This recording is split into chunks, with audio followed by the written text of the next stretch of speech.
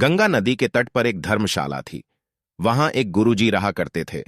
वह दिन भर तप और ध्यान में लीन होकर अपना जीवन यापन करते थे। एक दिन जब गुरुजी नदी में नहा रहे थे, उसी समय एक बाज अपने पंजे में एक चूहिया लेकर उड़ा जा रहा था।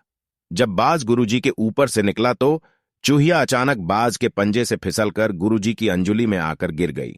गुरुजी ने सोचा कि अगर उन्होंने चूहिया को ऐसे ही छोड़ दिया तो बाज उसे खा जाएगा। इसलिए उन्होंने चूहिया को अकेला नहीं छोड़ा और उसे पास के बरगद के पेड़ के नीचे रख दिया और खुद को शुद्ध करने के लिए फिर से नहाने के लिए नदी में चले गए। नहाने के बाद गुरुजी ने अपनी शक्तियों का इस्तेमाल करके चूहिया को एक छोटी लड़की में बदल दिया और अपने साथ आश्रम ले गए।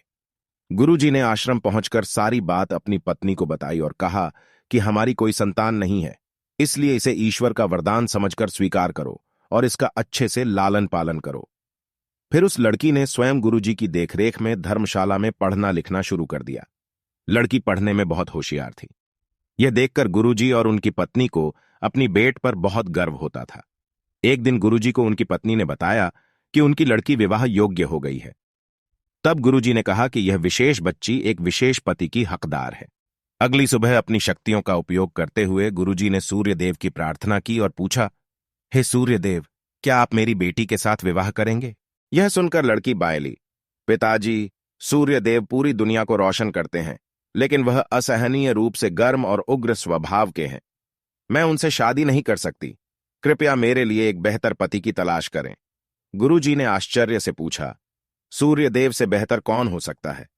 इस पर सूर्यदेव ने सलाह दी, आप बादलों के राजा से बात कर सकते हैं। वह मुझसे बेहतर हैं, क्योंकि वह मुझे और मेरे प्रकाश को ढक सकते हैं। इसके बाद गुरुजी ने अपनी शक्तियों का उपयोग करते हुए बादलों के राजा को बुलाया और कहा, कृपया मेरी बेटी को स्वीकार करें। मैं चाहता हूं कि अगर बेटी की स्वीकृति हो तो आप उससे शादी करें। इस पर बेटी ने कहा, पिताजी, बादलों का राजा काला, गीला और बहुत ठंडा होता है। मैं उससे शादी नहीं करना चाहती। कृपया मेरे लिए एक बेहतर पति की तलाश करें। लेकिन बेटी ने वायुदेव से भी विवाह करने से इनकार कर दिया और कहा, पिताजी, वायुदेव बहुत तेज। गुरुजी फिर सोचने लगे, वायुदेव से भी बेहतर कौन हो सकता है? इस पर वायुदेव ने सलाह दी, आप पहाड़ों के राजा से इस विषय में बात कर सकते हैं। वह मुझसे बेहतर है, क्योंकि वह मुझे बहने से रोक सकते हैं। इसके बाद गुरुजी ने अपनी शक्तियों का उपयोग करते हुए चूहे के राजा को बुलाया और कहा, कृपया मेरी बेटी का हाथ स्वीकार करें। मैं चाहता हूं कि आप उससे शादी करें, अगर वह आपसे शादी करना चाहे। जब बेटी चूहे के राजा से मिली तो वह खुश होकर शादी के लिए राजी हो गई। गुरु ने अपनी बेटी को एक सुंदर चूहिया के रूप में वापस बदल दिया। इस प्रकार गुरुजी की बेटी चूहिया का स्वयंवर संपन्न हुआ। कहानी से सीख, जो जन्म से जैसा होता है उसका स्वभाव कभी नहीं बदल सकता।